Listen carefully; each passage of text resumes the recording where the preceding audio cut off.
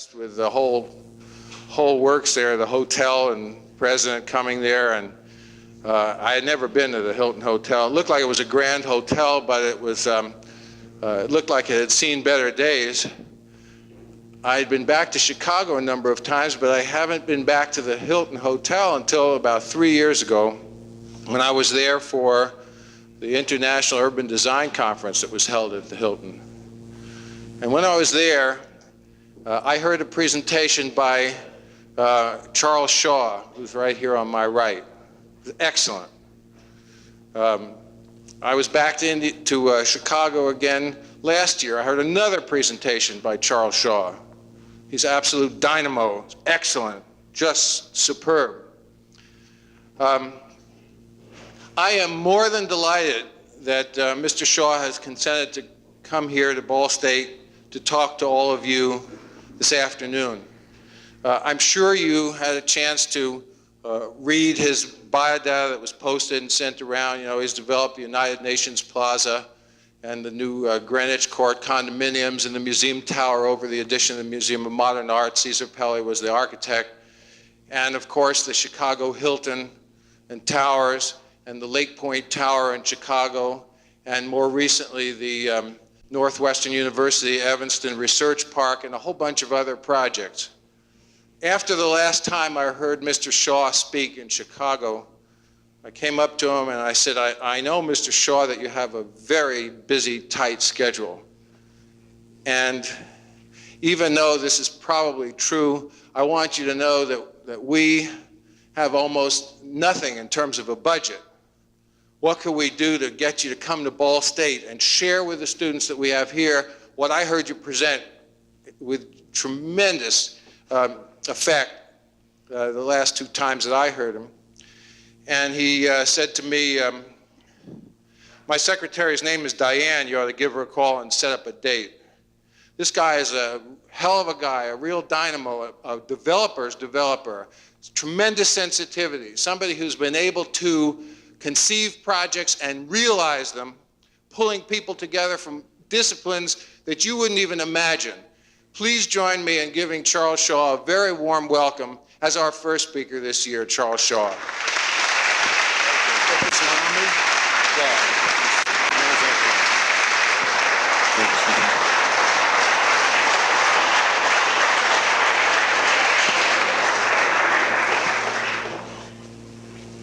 If my mother were here, she might believe that, but my wife of 33 years knows better. I think I'm not going to look at these notes after that introduction, and let me maybe try to put a few things in focus. I have to tell you one fact that sort of drives me with how I approach things now, and that's that my '88 resolution was to assume nothing, and so far it's proved out to be pretty true. So I'm going to assume that you know very little about the development business. I'm going to assume that you know nothing about me, and that's really okay. What I'd like to try to do, the other thing you ought to know is I don't give lectures. I'm a private entrepreneur. I have my own company since I've been 27. The one thing I do is spend about 4 or 5 weeks a year in service of the Urban Land Institute, where I'm a trustee. And the Urban Land Institute is a professional organization of developers primarily, also supported by architects and those in the finance business, who care about what goes on in this country, who care about the quality of land development, and who care about the way we leave a built environment. Frequently in the newspaper you see represented developers who we spend most of our life trying to deny their existence or deal with the results of people who have not cared about the environment, who have not cared about the quality of life that our business is concerned with. So I frankly am delighted to be here, have an opportunity not to give you a lecture because I don't do that, but to try to share with you what has been some experiences that I've gone through, and I hope you'll take it in that context. Some of the numbers have a few extra zeros on the back of them than others, but remember they're only zeros. If you can listen to the principles, if you can listen to the way in which kind of the entrepreneurial business works, and I would hope that you would make a list of or a note of questions that you might like to ask. As far as I'm concerned, there's no such thing as a bad question. I'm really here to serve you. So to the extent that I can help, if you can walk out of here having maybe gotten some insights as to someone who's kicked around for 30 years doing this, then I will have considered this hour or so to be successful. I thought a way I would approach this would be basically in 4 areas. Number one, to be able to give you a little bit about the way in which at least the Shaw Company approaches the development business. One thing you know about entrepreneurs, we're all different. And to say that all developers do X, Y, or Z, frankly, is not right. I learned a long time ago that when you listen to somebody, the more you can get a sense of where they're coming from. I've got 4 kids, by the way, from 27 to 31, and 1 who's 13 today. So we've raised 5 children, have 3 grandchildren, been married for 33 years, started when we were 13 and 15 years old in high school to date, not to get married.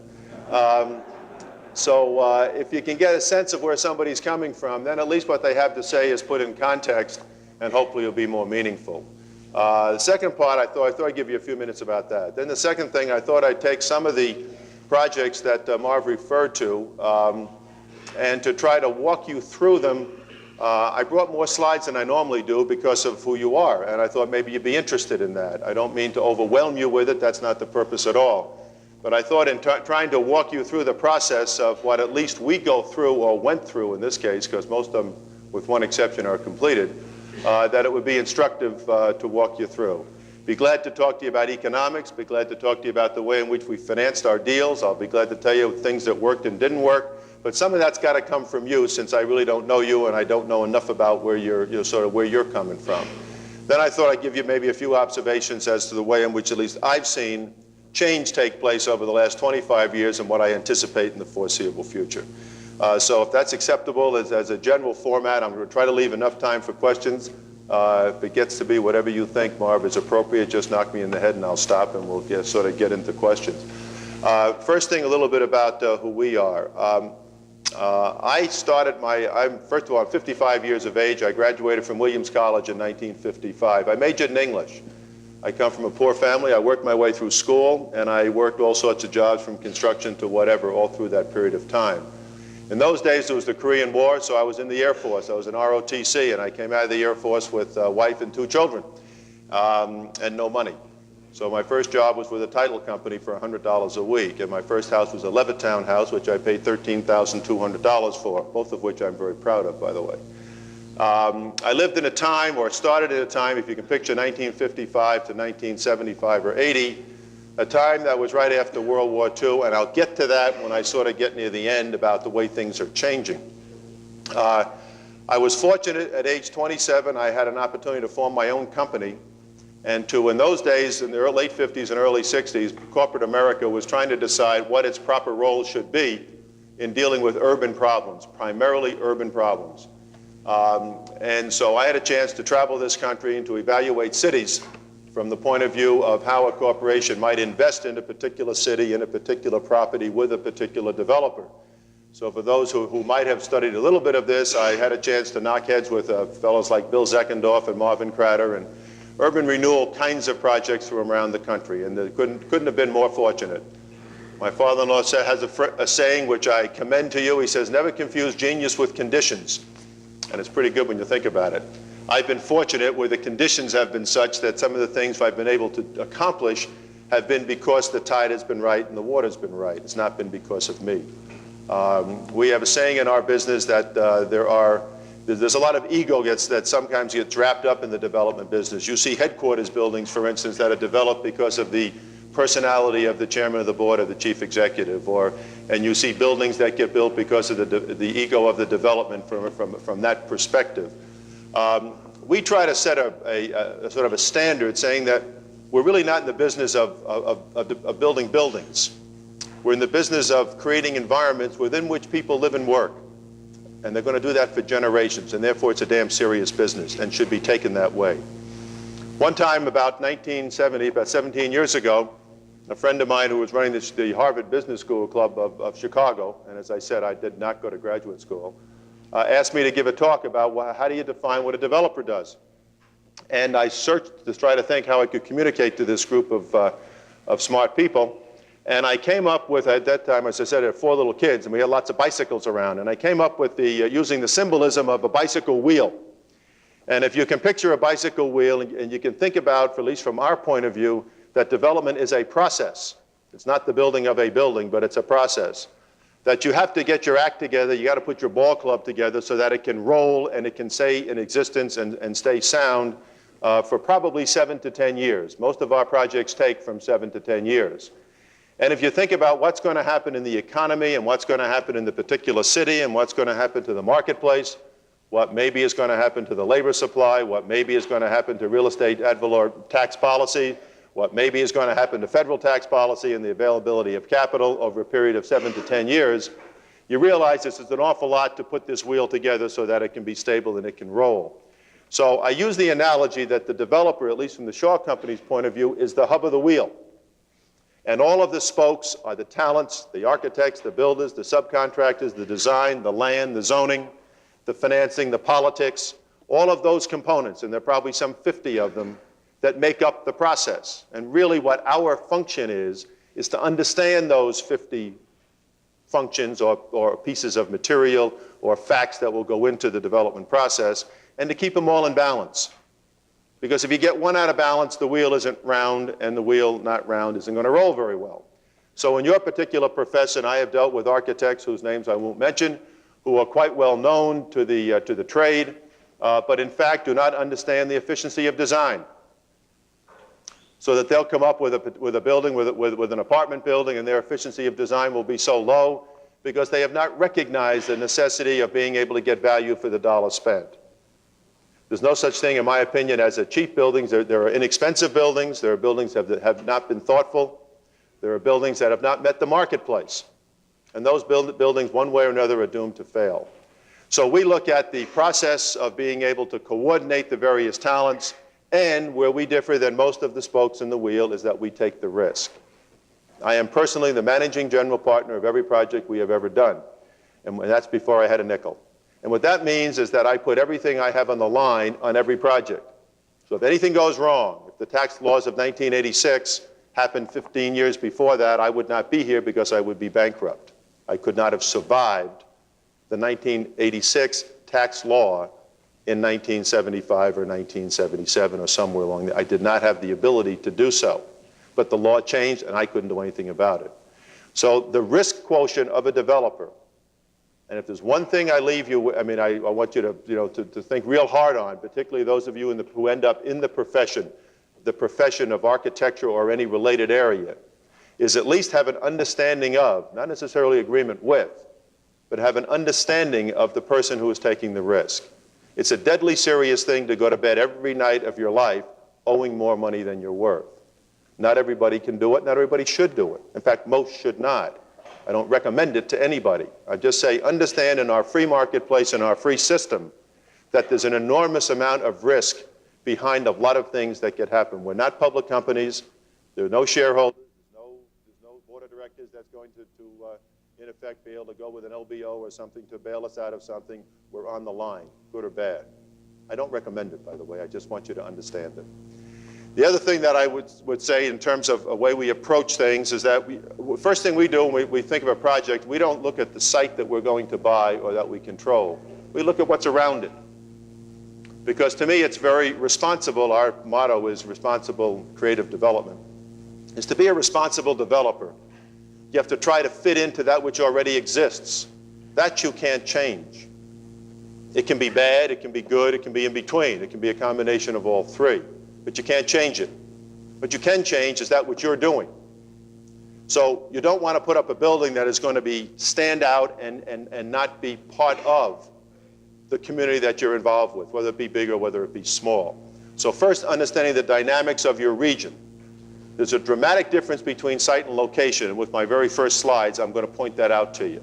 Just remember that. Big difference between site and location.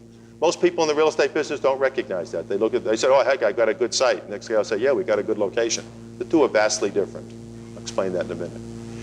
Also, we have a motto that over time has proved out, and we say, you design to a market. You don't market a design. The guys that I have known who have gone bankrupt have been because they bought into an architectural plan that has been designed with maybe the genius, but the talent of the architect, and a weak owner or a weak developer who has not understood the market.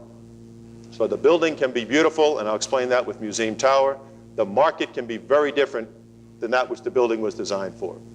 So the important thing is that you design to a market, you don't market a design.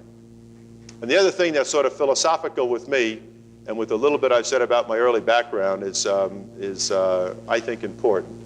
And that is particularly for you and for your age and the generation that's coming ahead. And as I said, I've got 5 kids that are roughly within your age frame and 2 or 3 grandchildren.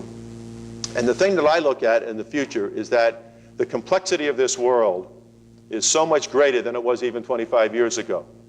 I mean, the capacity that you guys have and the ability that you have, you're so far above from a knowledge point of view, that which, at least where we were, and I went to a reasonably good school, at this stage of your life than we were at your life, on one hand. On the other hand, I can see, put myself in your shoes, that the world can be enormously complex. And because of its complexity, it can be scary. It'd be perfectly understandable to be a little frightened about getting out into that real world. And I was sure frightened coming from where I came from, getting out into the business world with a wife and a couple of kids. If there's one thing that I've learned, it's that America does offer the opportunity to make a difference. And when people say, Charlie, what business are you in? What do you really want to do? Because I've had companies that would want to buy us out and go public and all that sort of stuff. I said, no, I really don't want to do that. I really want to affect change. And I want to make a difference. It can be a little difference. It can be one that maybe only my wife and I know. But we want to make a difference and we want to affect change. And if you can keep your integrity, because that's what it boils down to, if you can keep your integrity of whatever you do, don't get sold out to anybody. Money's secondary. If you can keep your integrity and you can keep your talent, which you're evolving now and which will continue to grow, and you can channel it into areas where you can affect change and make a difference, you really feel good about yourself. Because the last thing I'll say before I get the slides is that over these years, what I've developed is a little sort of philosophy about balance. It's very easy in a business that is high profile, and development is certainly high profile. They're big buildings, they're visible. People see them, everybody in the community knows what you do. It's very easy to kind of get off the track.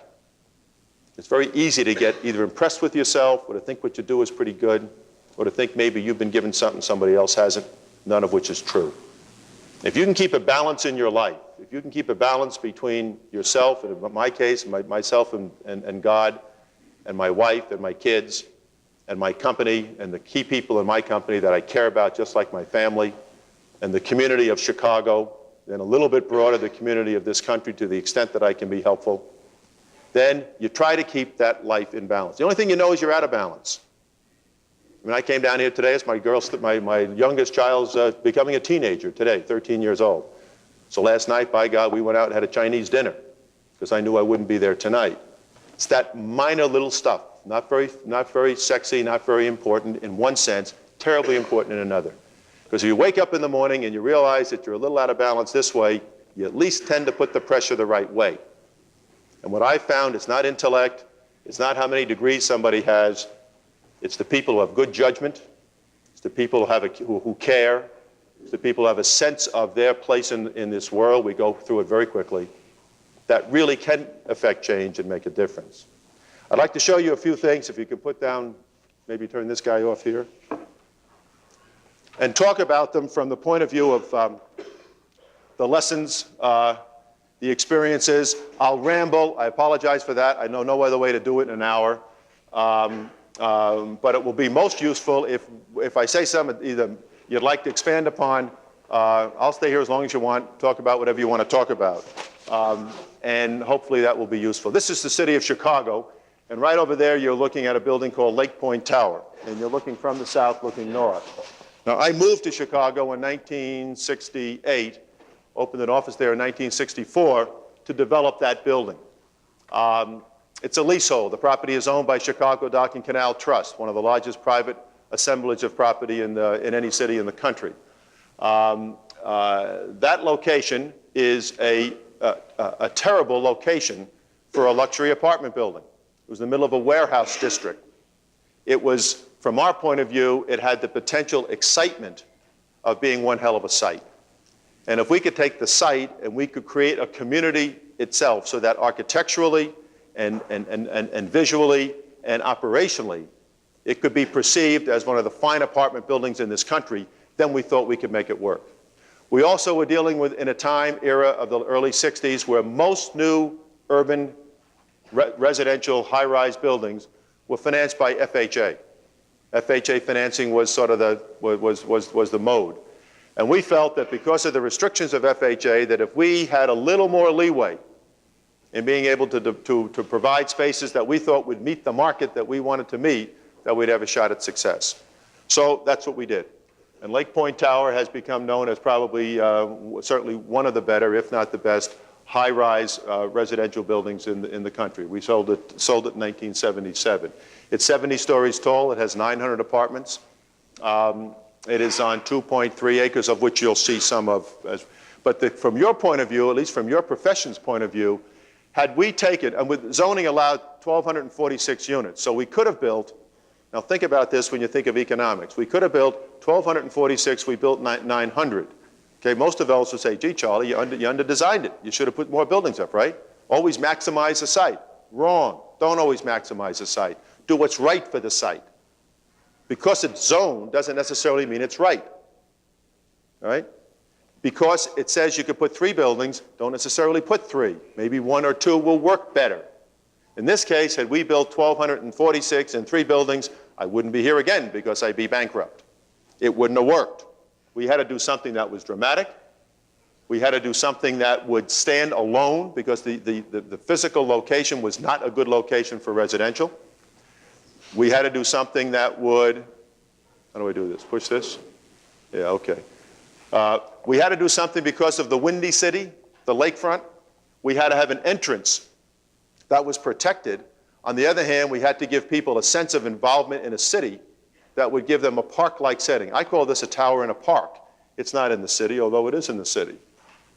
And you'll see why in a moment. That view, by the way, is taken by we used to have, nowadays it's popular, but back then we used to have busloads of our friends from Japan who would come over with their cameras, and I have never seen more pictures taken. This is, probably 200 pictures like this have been taken from that location. Okay, that's looking down from the top. That's a true, another thing to do, if you can't do it well, don't do it. All right, too often the design world wants to do their little goodies around, and they're not so good. If you can't do it well, don't do it. That's a real pool. That's a real pond. There's sometimes more ducks in there that are real than the what do you call them, the decoys that you put in.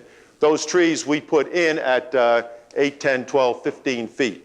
We spent $200,000 at the time when $200,000 was a lot of money for a landscaping budget to be able to make this work right. There's a 700-car parking garage that's beneath it. People use it. It's not for show. This is a Lake Point Tower club. We designed a club and built a club at the top, did not open the club to the public. Can you picture if you were living in a luxury apartment and you had the whole bloody public coming up through your elevators to go to the rooftop? Could have made a lot of money on the restaurant. Would not have been right for the building, would not have been right for the environment we were trying to create. Pretty interesting view of downtown Chicago. Okay. Now we'll switch gears a little bit to 676 St. Clair, which is the Blue Cross Blue Shield building, which is where I have my office, which is there in Chicago. North Michigan Avenue, not an office location, a retail location. A building probably would have stood out and been more dynamic if it was in the Duranodic aluminum, more identifiable in the area. I want to do something that would fit into the area. This is the Skidmore Owings design building. Just to give you a little flavor of it. I don't spend too much time on this. There are others that give a better message. But if you look at that area of Chicago, you kind of see that it fits in. It doesn't stand out, and it has been very successful. Now we get to the one Marv talked about. This is an actual photograph, Marv, of the first postcard of the Stevens Hotel.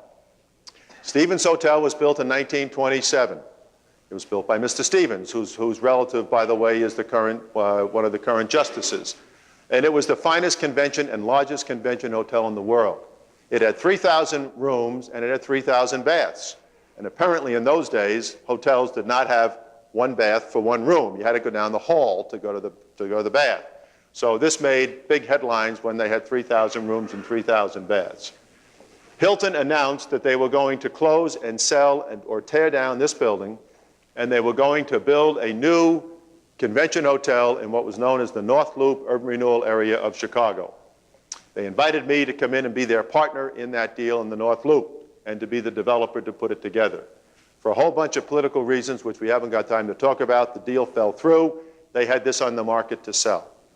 When you talk about having a genius in conditions and opportunities and a chance to make a difference, I happened to be in the place at the right time where I felt that the south side of Chicago, and this is in the so-called South Loop. The South Loop is not the dynamic section of Chicago. The North Loop is, and North Michigan Avenue area is. So people had given up on this part of Chicago. And I felt that if we could control the entire block and do something that was very dramatic, we'd have an opportunity not only to have a successful convention hotel, but maybe an opportunity to be that anchor which others would share in the values that would be created around it in the long run, when at least probably in my grandchildren's era, will look back and say, gee, the South Loop's a terrific place to be. And many people have said, if this building if we had not stayed with this, that was really the ultimate death of the South Loop. But this was, you'll see, it's a lovely building. I've showed you here this is the old building. I'm contrasting the old and the new. I'll show you 6 or 7 slides probably of the old, show you a few things under construction, and then show you something of the new. To give you a magnitude, there's 2,353,000 square feet of space. That's bigger than the Pan Am building in New York. It's the 4th largest building in Chicago. I think the 10th largest in the world in terms of square footage. But you'll see it got kind of dusty. It got kind of, this was the old place, Marv. When you were there, this is what you saw. And that was the ceiling. I'll tell you a little story about that at the end. That brown really isn't brown. That's from cigarette smoke. Can you believe it? I mean, we had scaffolding like the Sistine Chapel up around here and finally cleaned that whole bloody thing off. And it was incredible what was below it. You can see sort of the design characteristics. It was old. It was tired.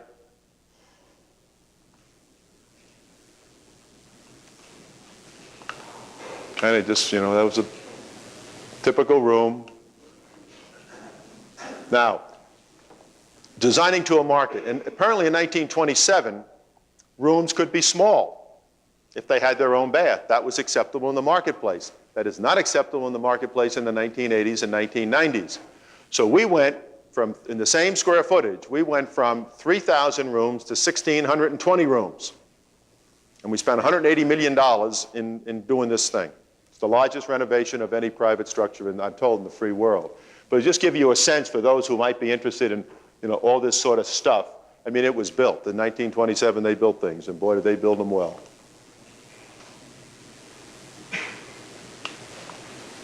There are 7 below grade levels.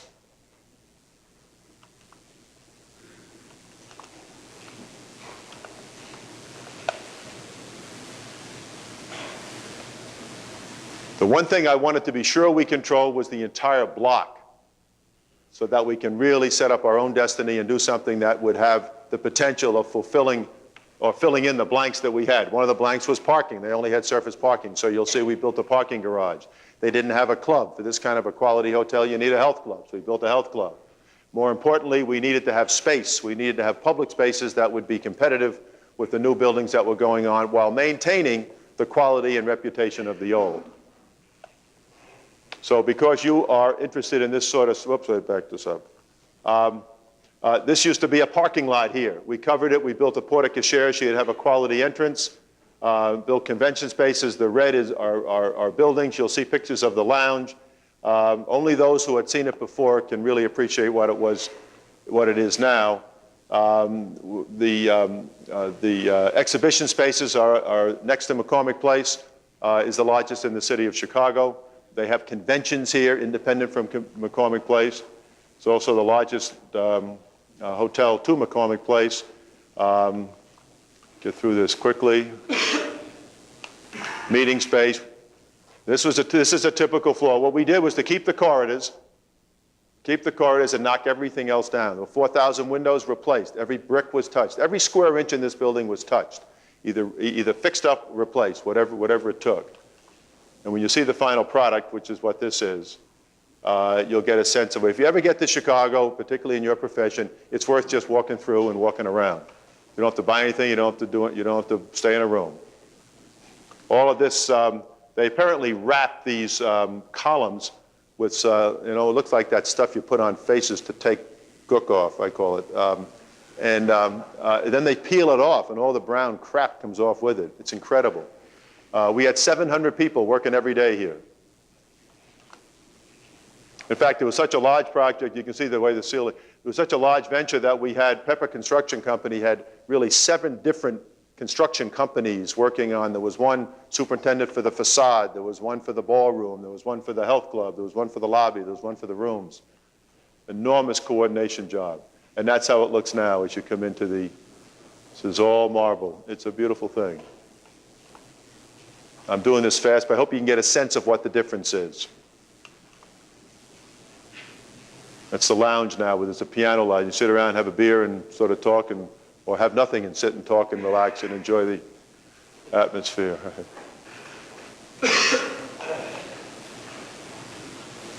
Yeah, that used to be, that's where they used the old ice skating. They used to have an ice show right up in here. That was a wall that, a floor that went across. We cut that out to create a two-story space.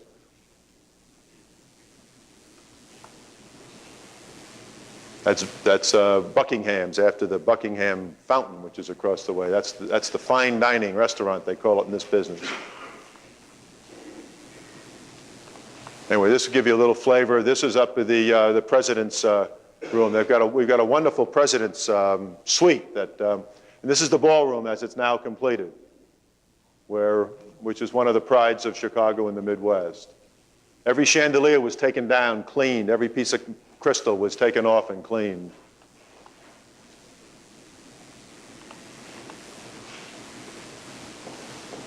Attention to detail. Boy, in your business, there's one thing that's important, is attention to detail.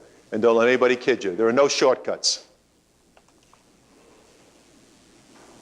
None. It's a typical room. As I said, we made them double the size. And if you think about it, with 3,000 baths, we didn't knock out any baths. So we got 3,000 baths, 1,620 rooms. Almost 2 baths per room. Now, that's pretty good stuff. You go in for a regular room, and you get a bath there, and you do a bath there, and a bath there. When you get to the point where you start traveling in business, you'll appreciate that.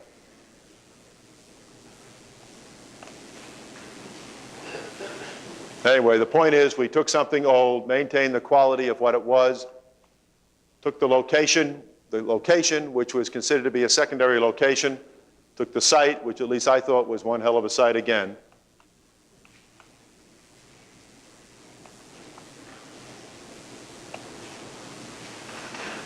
This is the garage entrance. This is the porte-cochere. Health club on the top. But to make it real, it's a nice health club. It's not just a little room where you say health club.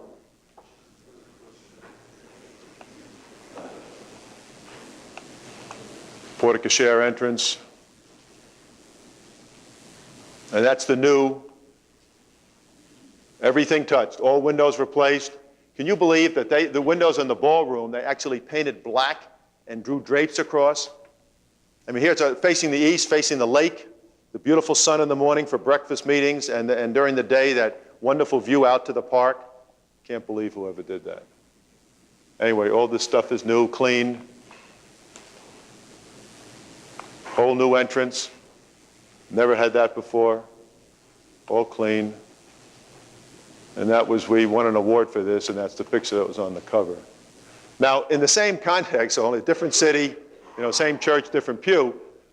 This is the old, for those of you who may know New York City, this is the old Winslow Hotel on 55th and Madison, which I bought in 1976.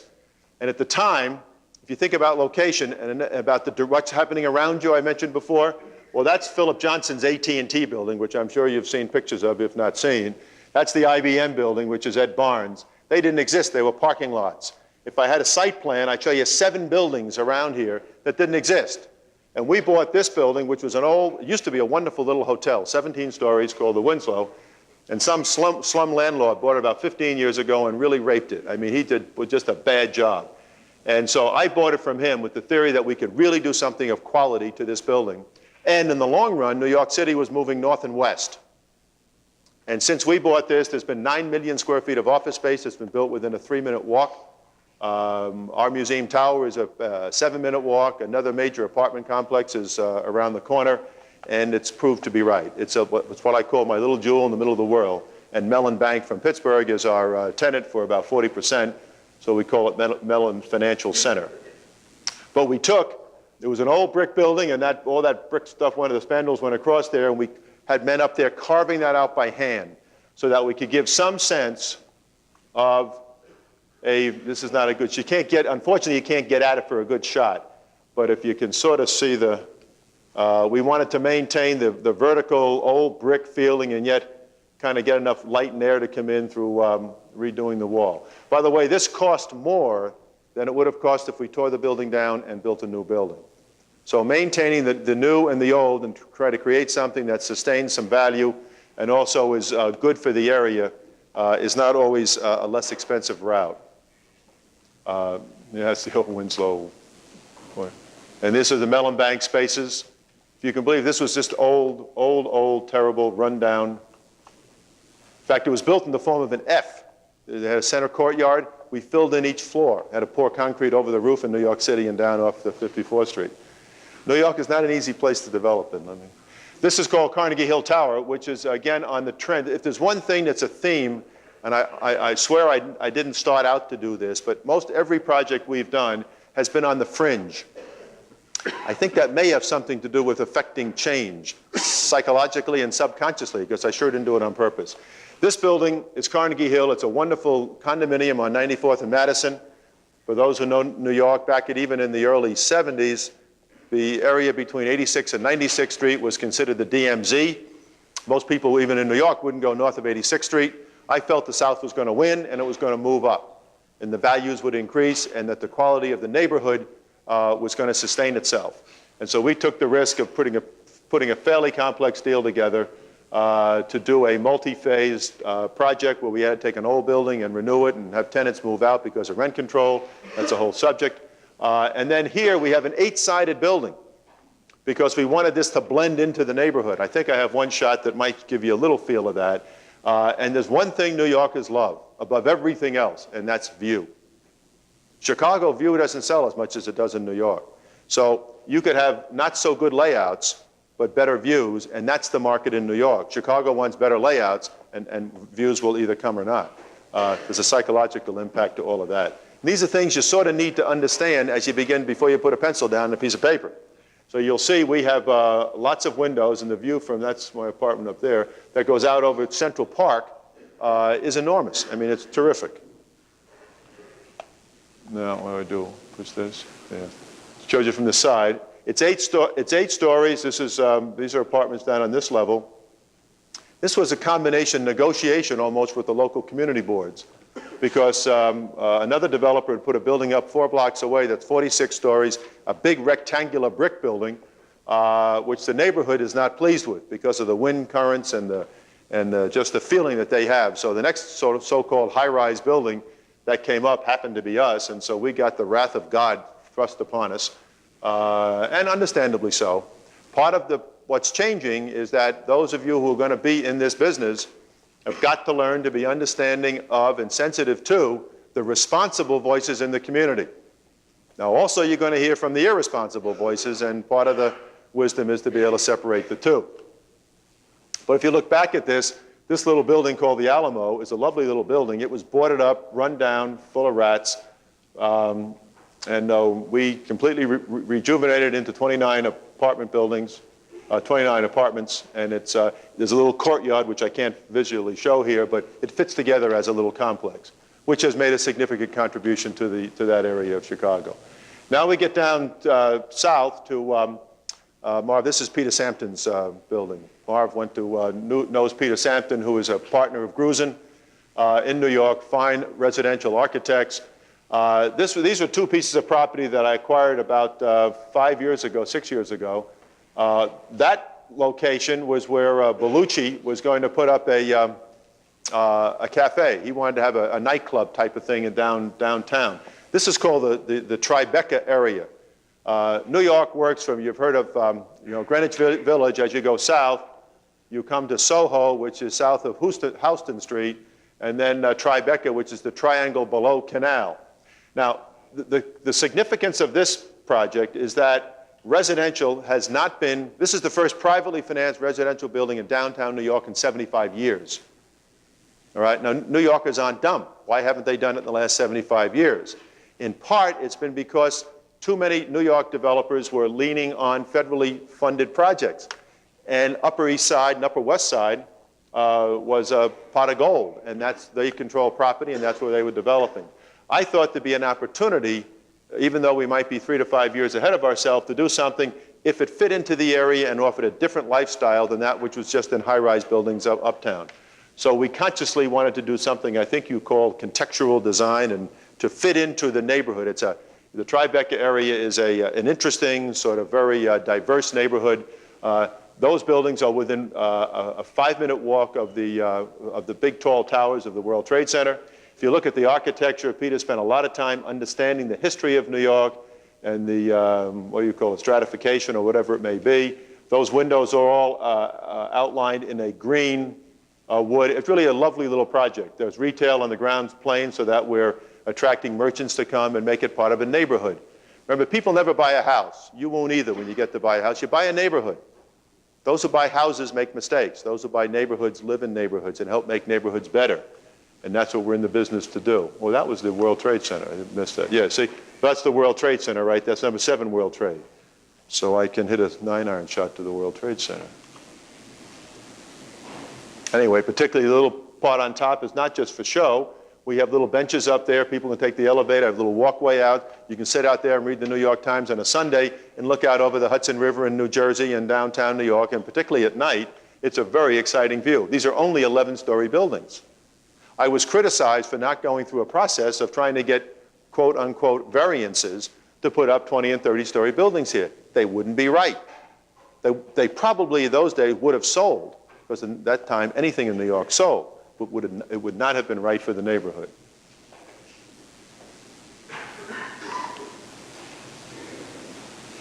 This existed. They've cleaned it up since we did this. Anyway, if you ever get down to New York, and I'm sure that with your knowledge of materials, you can see that we've done a good quality job.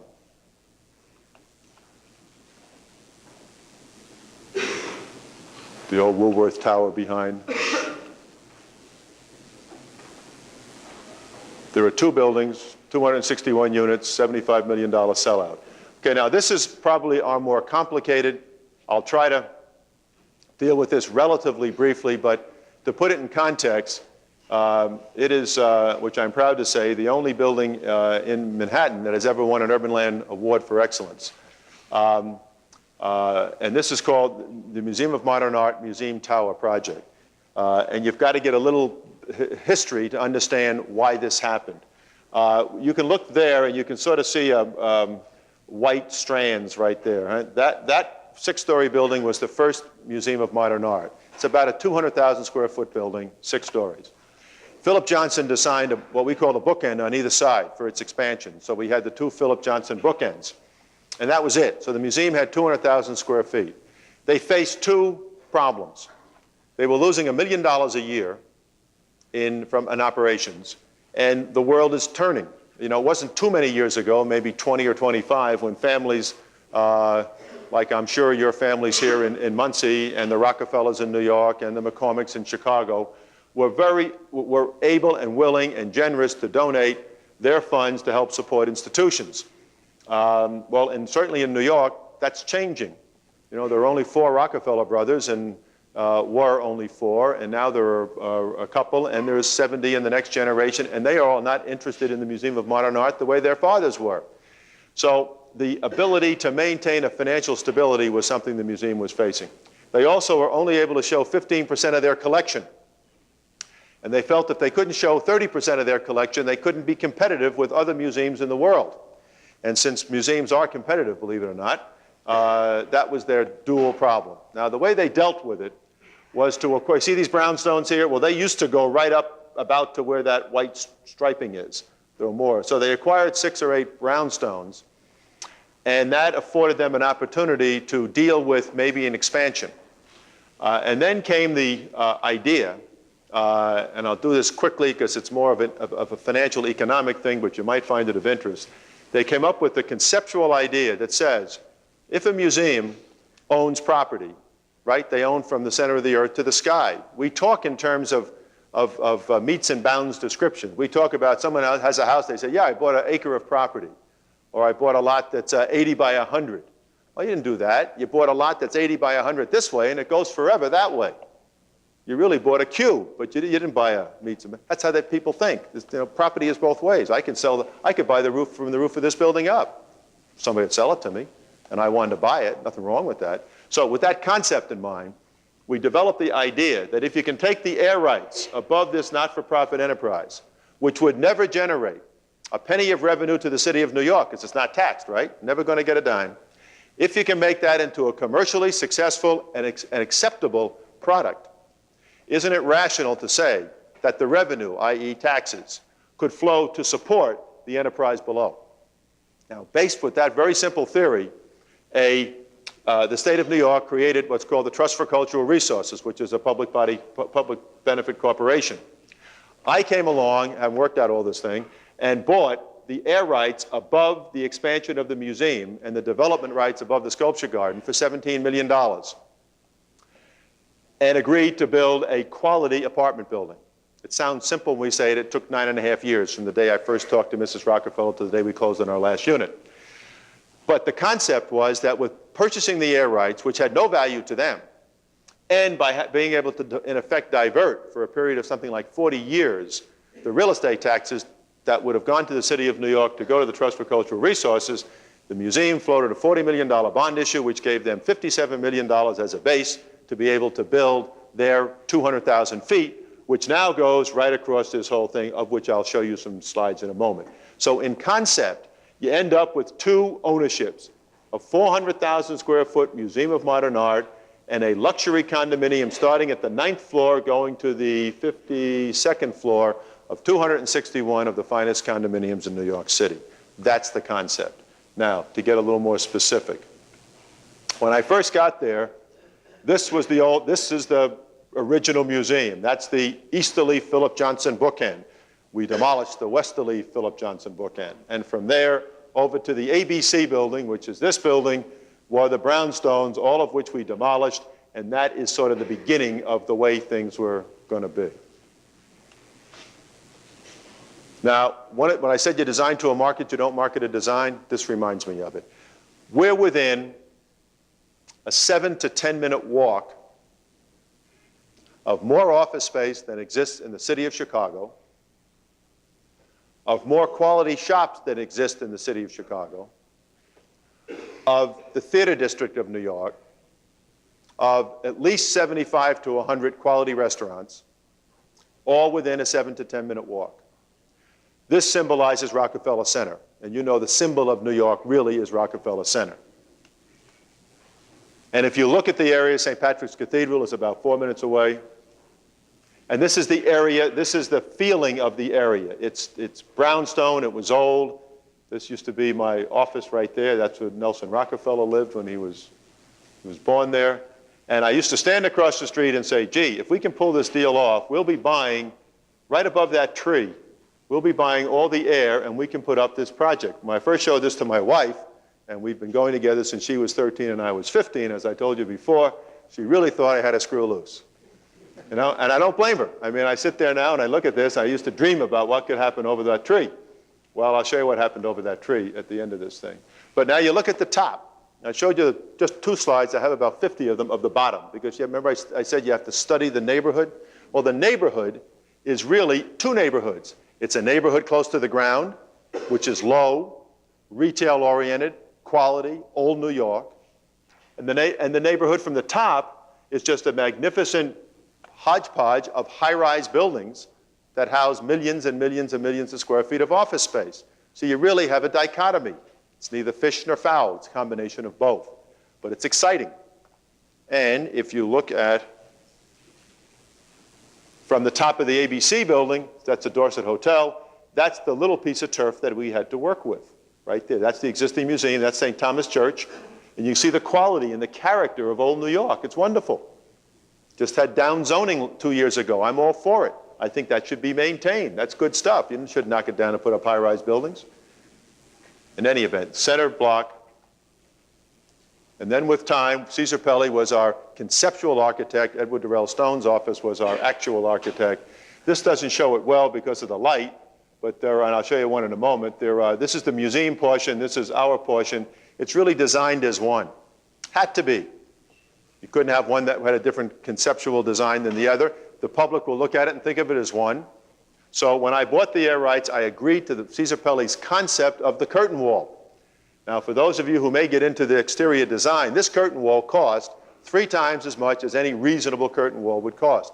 I knew that going in. I think it's terrific because what it does, it adds a sense of dimension, of quality, but you wouldn't do it for all markets. You could do it for this market, and I'll talk about the market in a minute. This gives you a little flavor. 18,000 pieces of glass. Not all visual glass, of course, but 18,000 pieces of glass on a 52-story building. Lake Point Tower had 11,000 pieces of glass on a 70-story building, all the same size. There are over 400 different variations of this glass between color, 7 different shades of blue-gray. It's a piece of art. It's a sculpture. And so be it. That's what they wanted, and I felt that was right for the area. To quick in section, 53rd Street is the entrance to the lobby to the museum. Services come in 54th, so we don't. The one problem with New York, the major problem with it, is that it doesn't have an alley system. So in most cases, people come in the front door and out the front door, and garbage comes in the front door and out the front door. So you walk by and you see mounds of garbage. People say, God, what a dirty city. It doesn't have any more garbage than any other place does. It doesn't have any place to distribute except from the front door. So we were able to use the back here to be able to get a little buttress there to get our stuff out. The museum goes up to here. That's all museum. We just have a perpetual easement that takes us through the lobby and up to get to our first floor, which is the 9th floor. Now, when I talk about designing to a market, I'll spend a few minutes with this and then I'll go briefly over some other things. I didn't know what the market was going to be precisely. I did feel it would be an international market. And by that I mean the apartments had to appeal to people coming into New York from around the world, and it had to appeal to people who were basically either New Yorkers per se, or people like myself who would come from Chicago to New York periodically. So the dimensions of the rooms had to be very different, not a typical apartment building. Lake Point Tower, for instance, put in this setting would not have been successful, because in Lake Point Tower, the 2-bedroom units were about 1,400 square feet. Now, by New York standards for New Yorkers, that's a very large unit. I know lots of 2-bedroom units that are 800 square feet. I know 3-bedroom units that are 1,000 square feet, 1,100 square feet. That wouldn't sell to the foreign market. So we had to design that could meet into a changing place over a period of maybe 7 years. And I'll show you how we did what we did. We had some what we call lower typical floors here. Then we had a plan that came up to the penthouses that had some variation to it. Then the penthouses are all very large. So the smallest is 4,500 square feet. For those of you in the residential business, you realize that's bigger than most houses. And they have terraces out here, all right? And they were very hard to sell, but they're sold. Now, I'll show you a little more detail of that. If you put together what I mentioned to you before, there is the St. Thomas Church. There's the original Museum of Modern Art, which goes over, including the West Wing over here. Our tower starts on the 9th floor here. And the Sculpture Garden, which is the pride and joy of New York, still is intact exactly the way it was. And if you kind of think about all that, this is a typical floor plan. 2-bedroom units. This is 2,250 square feet. This is 2,000 square feet. That's 2,000 square feet. And these 1-bedroom units range about 1,000 to 1,200 square feet. Without worrying about the numbers per se, for the typical New York marketplace, this would not sell, or it would not sell at a price that would be worthy of its cost. So we had to blend that combination of foreign market and local market. The end product was 50% of our buyers came from 19 countries outside the United States, 25% of our buyers came from outside of New York City and surrounding area, and 25% of our buyers came from New York City, which is really the mix of what we had hoped would turn out to be. But to protect ourselves after this typical floor, and for those of you who design apartments or who will get into it, if you look at this, you had to get something where everyone worked. Every apartment had to work. Too many apartment buildings end up with some apartment stuck in the corner because the architect or the developer didn't have enough patience to stay with it. We had 65 typical plans before we ended up with this. So don't think it's somebody sitting down there with a pencil and a ruler some afternoon on Sunday and saying, here's what I'm going to do in an apartment building. We agonize over every square inch of this bloody place. Does it have enough closet space? There's not one bedroom that has a closet that opens into the bedroom. I defy you to show me a high-rise building in New York or any major city that has that. We had to reach that level of quality and that level of sophistication. 2 architects quit because they came up with something that they thought was exciting, and as we analyzed it, didn't have enough closet space in apartment 3 or whatever it would be. God, I can't do anymore, so they left. So you have to stay, remember the hub of the wheel thing? You got to stay with it, and you got to stay with it till you get it right. Remember, if you can't do it well, don't do it. Okay. But we had to cover our bet a little bit to see, well, what if people wanted smaller apartment right there and made it into 2, and took this apartment right there and made it into 2. So in fact, we just had a few smaller apartments. In fact, Philip Johnson, who's a delightful man, lives in this unit. I call it Johnson looking at Johnson because he can look right across at the AT&T building, which is his. He can look right down at the sculpture garden, which apparently he was the curator when it was built. But that gives you a little. Then how about the other way around? What if somebody wanted larger units? Well, you're not going to gamble. And to give you the price range, the average per square foot price in these apartments ended up to be $453 a foot. Now, in simple arithmetic, that means 1,000 square foot, 1-bedroom apartment sold for $450,000. That's the rarefied air, right? So what do you do if somebody wants a 3,000 square foot apartment? Because there's that market as well. Well, we took conceptually, we went back to our typical, there we go, and we took, in effect, this unit and this unit, and I wanted to be sure they would combine well, and we took this unit, and I wanted to be sure they combined well, not just combined, but combined well, and we came up with this guy. So that this is one apartment of 3,450 square feet. This is one apartment of 2,850 square feet. We built one, sold it, built another, sold it, built 7, sold them all. So that part of the marketplace said they wanted space. It's just illustrative of the way in which one has to react to a market. And if I continue on, these are the penthouses. This just shows you their duplexes with a terrace on the outside looking over Manhattan. That's the 2nd floor. This is our entrance, separate from the museum's entrance. We faced with another dilemma. We were going to be Museum Tower, but we didn't want to try to duplicate the Museum of Modern Art's entrance. So, and yet we wanted to be somewhat representative of it. So we built something we think is right. That's a carol. We have some name art as the point in the lobby. Works well. This is a model apartment that we had, all teak herringbone floor, never done in New York before. Little touches that, if I had more time, I'd spend with you, just give you a flavor of it. Thought you might be interested in this, that. Then that gets closer. This happens to be the apartment that I have, although this is not this was before we had it. And then this is my great view of looking out. That's the Citibank.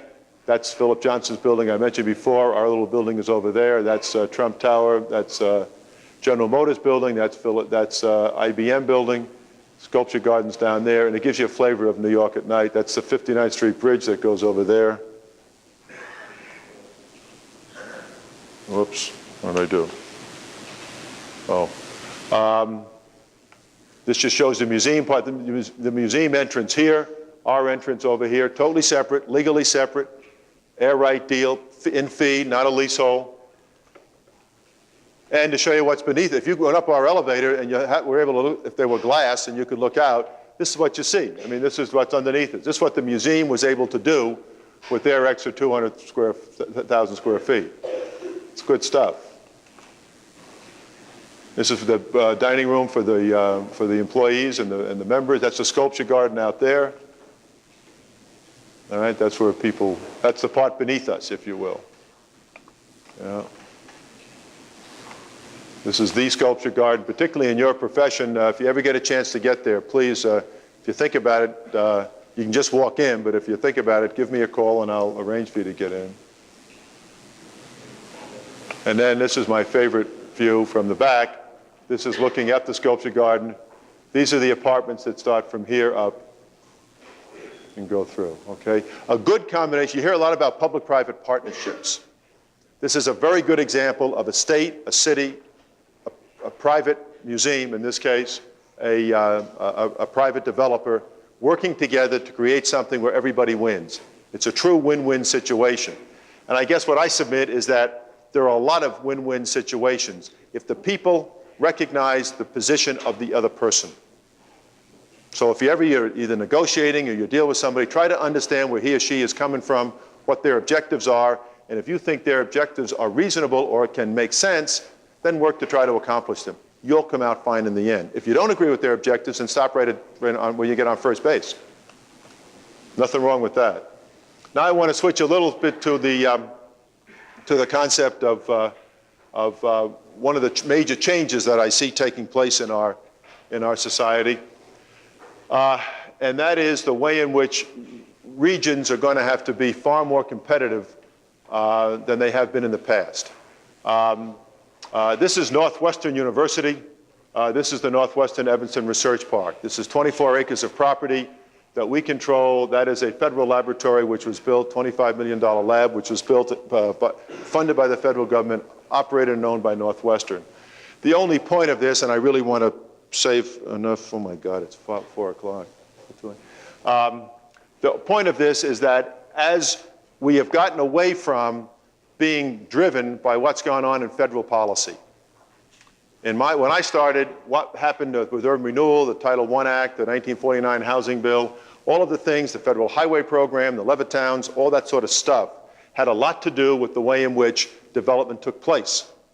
And I submit to you that era is over. That we are now going to be far more relying on, like the museum trustees did. They had a problem, they got together. Washington, D.C. did not solve the Museum of Modern Art's problem. It had zero to contribute to it. Washington, D.C., except for the funding of Borough, which is a legitimate federal lab, will have nothing to do with this $400 million project. It will be the city of Evanston, Northwestern University, and my company working together toward trying to create something which will bring technology through to commercialization in some way. Lots of this stuff is happening around the country. I think it's the wave of the future. So I think that the degree to which you folks can become knowledgeable about your community, can be knowledgeable about your profession, that you have an opportunity to contribute to your local region, you have an opportunity to be creative, and after all of you here are creative, or that's why you're here. You have an opportunity to be able to channel that creativity in a variety of ways. I think it's a terribly exciting time ahead of us. I think that you'll be able to make a contribution that will be meaningful to you as individuals as well as to your community. And I'm just very up about the next 20 years. Thank you very much.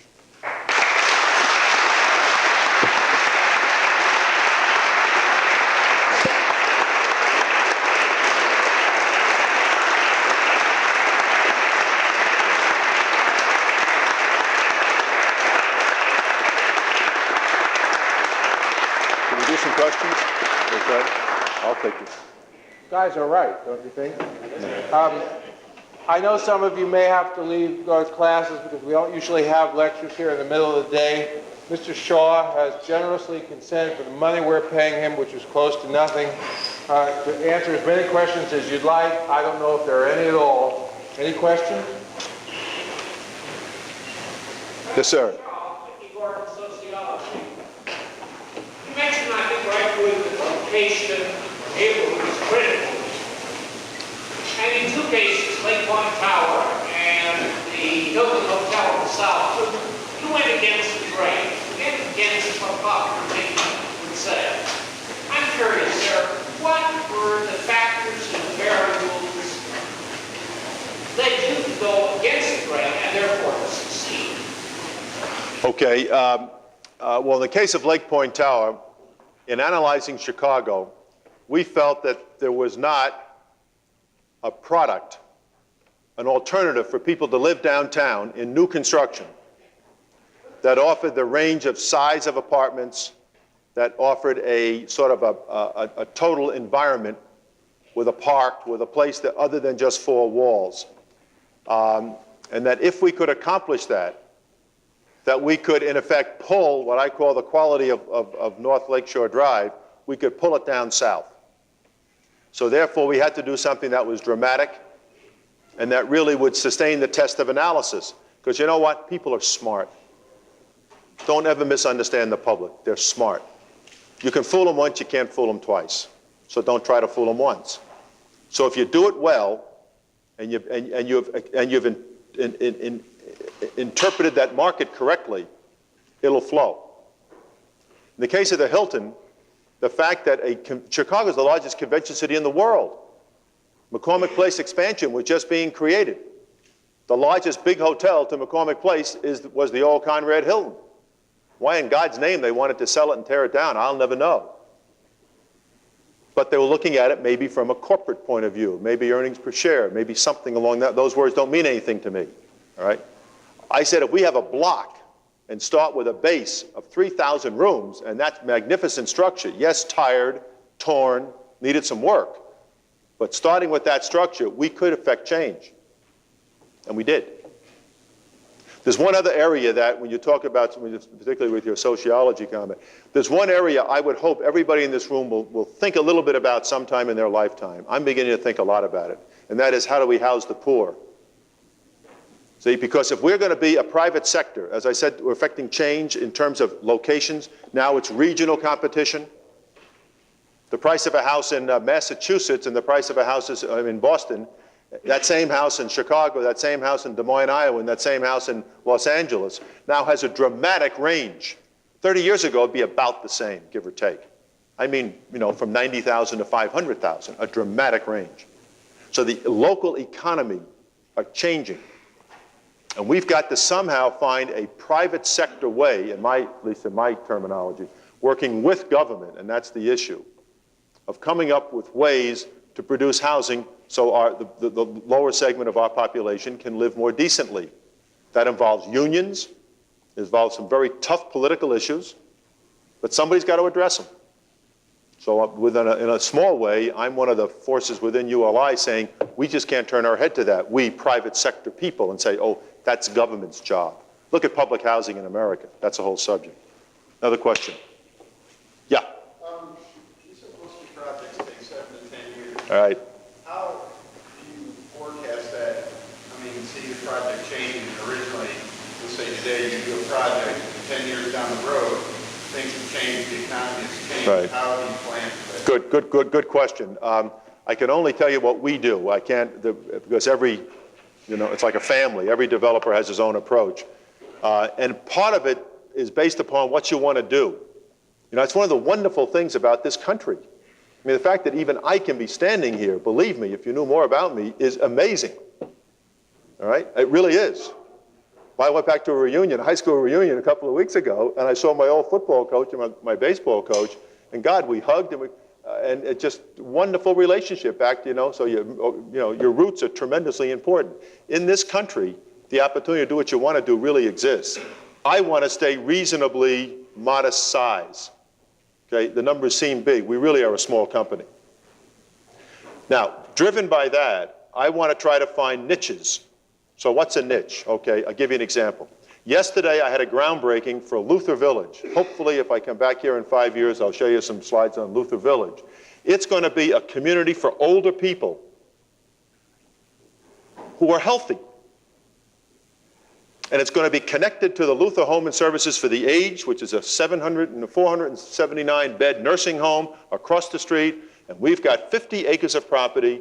And God willing, we will create the kind of an environment that any of your parents or me in 15 or 20 years would feel dignified in living in.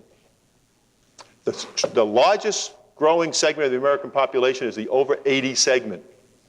And they're healthy. Mankind has never experienced this before. Old, healthy old. Used to be the prototype was the 65 to 70-year-old widow. That's who you design nursing home or housing for the senior citizen, housing for the elderly projects. That's over. So what do? Now, I find that terribly exciting. There's an institute out in, connected to the University of Southern California called the Andrus Center for Gerontology. It's a building as big as your wonderful building here. That's all they do is study the aging process. They have architects who do nothing but think about how older people live, what they do, how big, what the corridors should be, what kind of refrigerator do they really need, how far can they walk before they have to go to the bathroom. I'm going to have, in this 50 acres, we're going to have 2 ponds, and we're going to have places for people to do things. Walking is very important. We're going to have little gazebos where they can sit, and maybe even have a guy out there once in a while with some Coke and Pepsi or a beer or something, and they'll have a little John on the side, because they need that when you walk after that long. But it's thinking about how people live. So we have found a niche in housing for older people. I'm not going to mass produce it. I'm not going to do what Marriott's doing and try to say, okay, if we do this, we'll do it in, because I can't do that. This is Luther Home and Services for the Aged in Arlington Heights, Illinois. And they are different than XYZ Home in Muncie, Indiana. So what I try to do is bring our approach to accomplish what they want to accomplish, and in the end product, and we've been working on this for 3.5 years, and we'll literally break ground probably another 5 months. We had a little ceremony yesterday, but that was for their purposes, right? Now, another example, in looking over the lodging industry, I showed you the Hilton. The lodging industry is changing. When you guys get out in the business world and you're traveling, you're going to stay in an all-suite hotel, more likely, because the value of all-suite hotels is greater than the value of single-room hotels for most of the traveling population, particularly professional women. Now, if you're going to a convention for 500, you're going to go to a Hyatt, you're going to go to a Marriott, you're going to go to some place that has a big hall for 500. But if you're not going to do that, you get more value going to a suite. You get more value going to an embassy suite. All right? They started 4 years ago. Now, in our little way, we're doing 7 of them. Washington, D.C., Parsippany, New Jersey, 2 in Chicago, 1 downtown Chicago, 1 in Buffalo, we're doing, add a few more, 1 in Syracuse, 1 in Rochester. That's a niche. Okay? So what I did a few years ago when working about this was I said, gee, what's going on with this lodging industry? I went to an all-suite. I paid less than I paid for a Marriott. I got a complimentary breakfast, had a little reception in the evening where you have a beer and talk to the people that are there, so, because it's lonely when you travel. It was wonderful. Idea is good. Now, Embassy's owned by Holiday Corp, and they're thinking about this stuff all the time. I've just agreed to do 10 Homewood suites. You never heard of Homewood suites. Doesn't exist today. But there are 7 of us that are committed to do 10. So in 2 years, there'll be 70, they'll do 30, there'll be 100. There'll be a system where if you're transferred or go someplace for 2 weeks, and you want to go like to a furnished apartment, so you can have a little sense of home, huh? Homewood suites. So we're going to do 10 of them in the Midwest.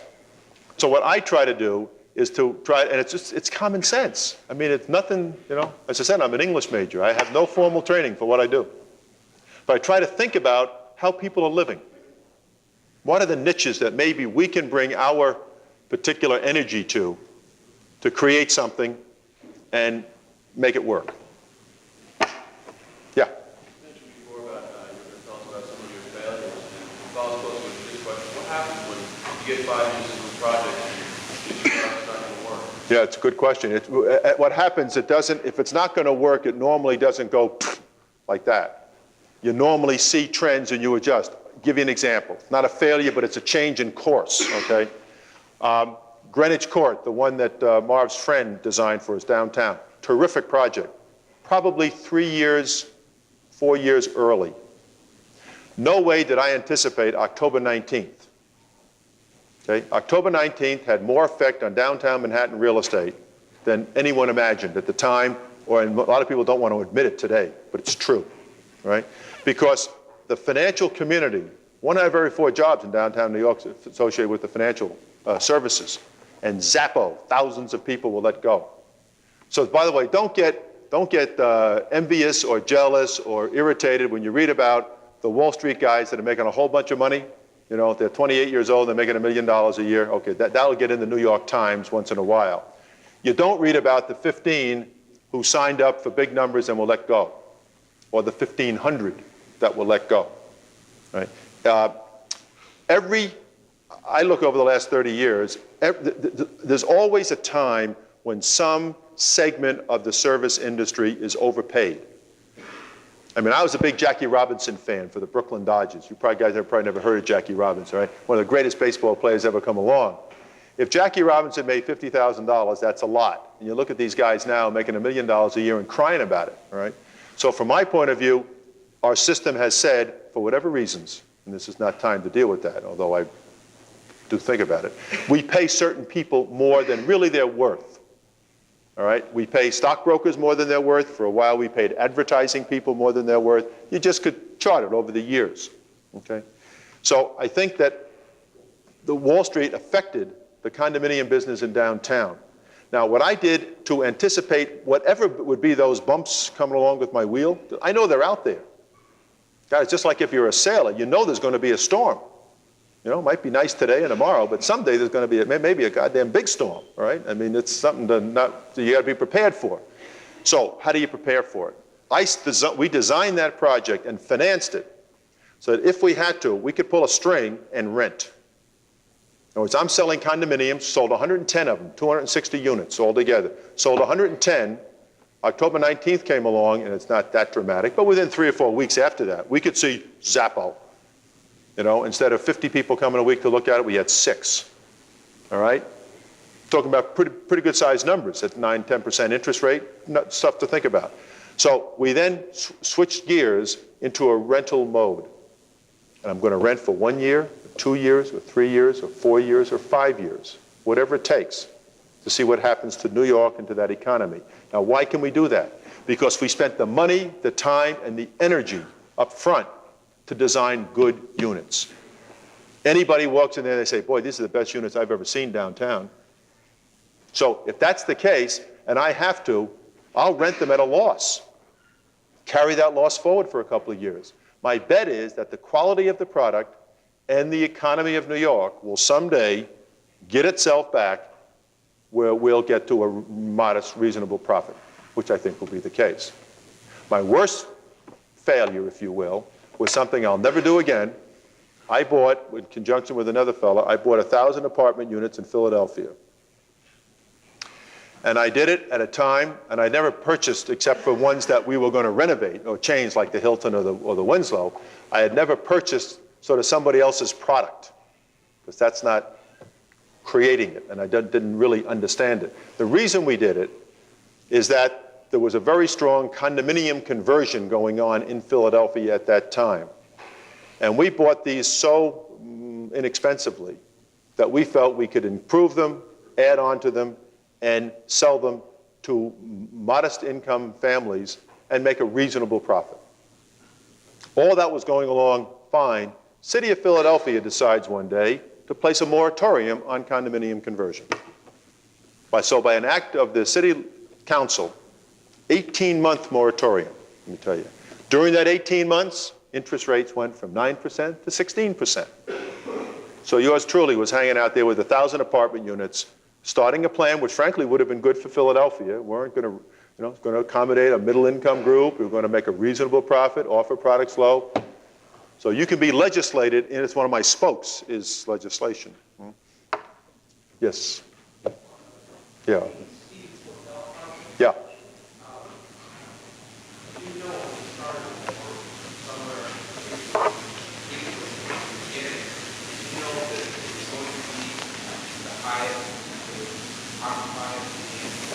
No, the Hilton did, excuse me. Yeah, the question was, when I started the Stevens project, did I know, the question was, did I know that Hilton was going to occupy it when we finished? Let me just correct a couple of facts.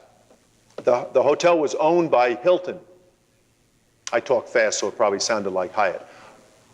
It was owned by Hilton. I came in as Hilton was my partner. So we negotiated a separate management agreement with Hilton before we started. So we knew it would be that it's called the new Chicago Hilton and Towers. So yes, we did know they wouldn't occupy, they're going to manage it. See, a hotel is more like a business. The bricks and mortar can be wonderful, and the business can be run badly, and you can lose money. So it's a matter of concept, like I mentioned with the embassy, with the all-suite concept, and then the management company that runs them. Yes? How early in the process you start talking design, start talking architecture? Good question. The question was, how early in the process do we start talking to, thinking about design and talking to architects? I like to bring architects in early. I'm a team player. I was an old quarterback in college, and I guess that's what comes from it. But I'm a believer in the team concept. Anybody who thinks they knows it all is a fool. So in looking at a piece of property, I wanted to, or an area. I mean, that master plan I showed you briefly there was done by Perkins and Will.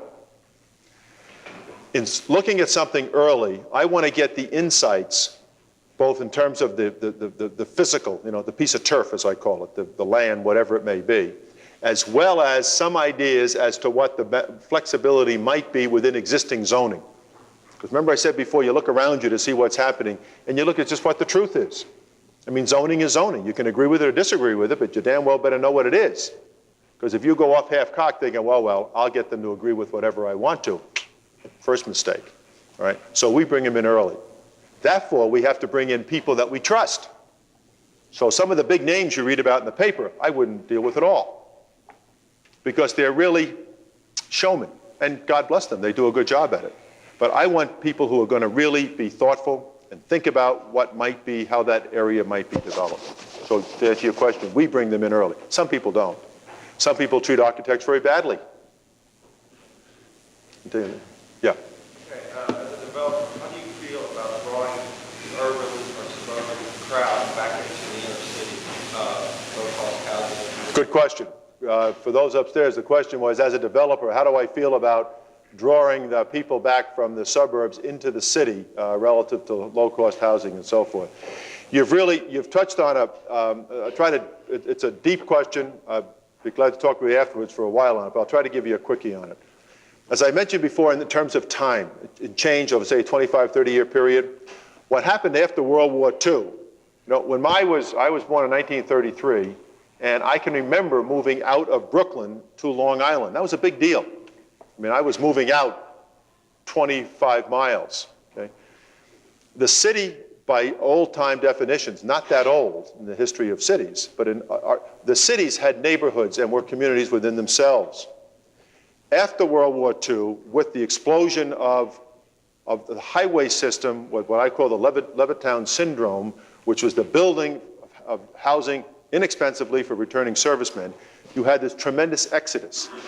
All right? Now, what's happened is that in many cities, certainly not all, but in many, for political reasons as well as other reasons, that the socioeconomic balance has been destroyed. So I see in too many cities the pull of the rich and the poor taking place. And I'm very concerned about it because I'm a believer that a city is important to a region. Now, not everybody agrees with that. And I'm not saying I'm right, but I believe it's important. I believe Los Angeles, for instance, doesn't have a soul. The reason it doesn't have a soul is that it doesn't have a downtown. You see? So I think the personality, which is something else I would, then if I had more time to do, I would say that I think real estate has a lot to do with the way you think about yourself. Think of wherever you grew up, wherever you came from, wherever you go, where you live, where you work, where you go to school, where you send your kids to school, where you shop, where you worship. These are all physical things. And so real estate from that perspective, it has a lot to do with the way in which you see yourself, the way you see your community, and the way you see your country. Right? So I'm all for ownership. I would take every damn public housing project in America and tear it down over a period of 15 years. I'm not going to do it tomorrow. And I would replace that public housing, which is high-rise slums, with low garden apartment, in some cases row house type, but neighborhoods.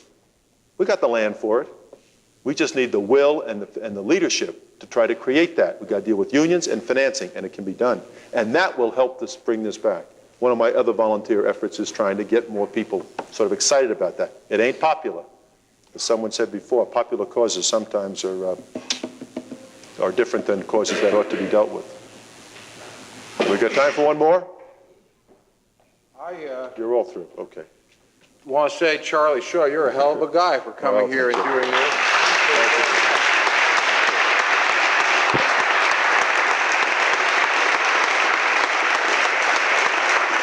Thank you very much.